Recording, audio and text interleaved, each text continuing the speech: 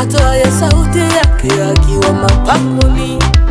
Nimekuja kwako kwa magoti, nimekuja kwako ishara ya kunyenyekea. Nimekuja kwako kwa magoti, ishara kusalenda Baba. Nimekuja kwako kwa magoti, ishara ya kushindwa.